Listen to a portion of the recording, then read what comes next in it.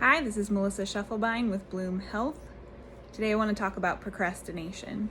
Procrastination is often a curse word in our language. We consider it as lazy. We consider it as putting things off. And in education, in our commonplace misconceptions, we consider it as if you're waiting on something, if you're delaying on something, you're hesitating, then you're not being productive. But we're going to talk about productive procrastination.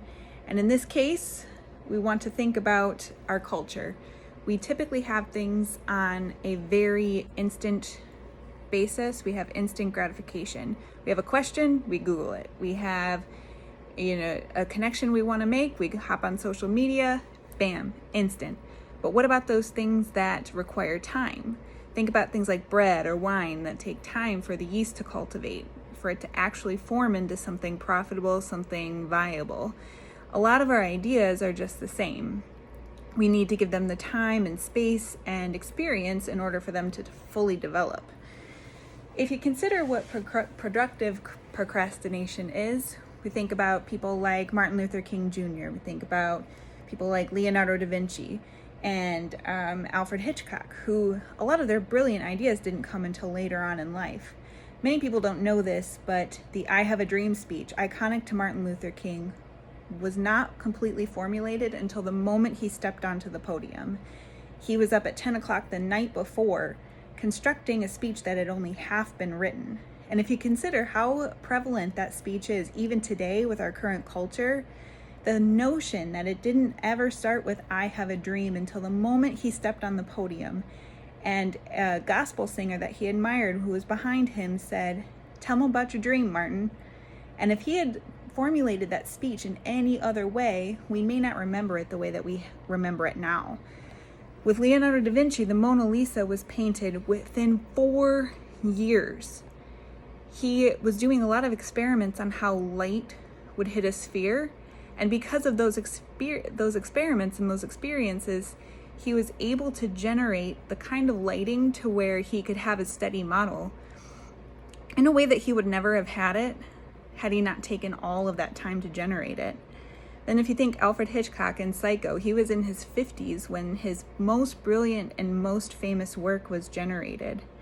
So putting that into application, I'm considering this. We're in Orlando right now doing a convention on salt therapy. My experience is in behavioral wellness and behavioral health, neurodivergence, autism spectrum disorder. You might think, what are you doing spending your time in a convention that seems to have nothing to do with it? But through that delay and through that experience, you create connections, you get knowledge that you might not have had.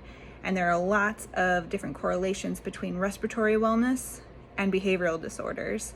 So much so that this could be an adjunctive therapy to consider for a lot of different behavioral disorders that utilize anxiety and rely on mindfulness, breathing tactics, and other strategies that involve respiratory wellness. Had I not taken that time to experience and get the information, my practice wouldn't be as effective as it is now. So to take from this, give yourself room to grow in your conditions.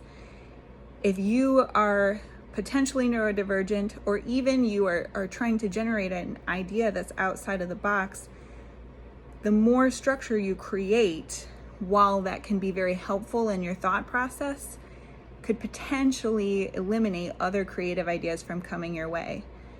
If you are giving it time to wait, to generate, to cultivate, allow time within your conditions. Don't spend the time doing nothing. Make it a productive procrastination. Keep it in your mind, but be thinking of ways to pull in these experiences to better what you have going on, because nobody can think like you.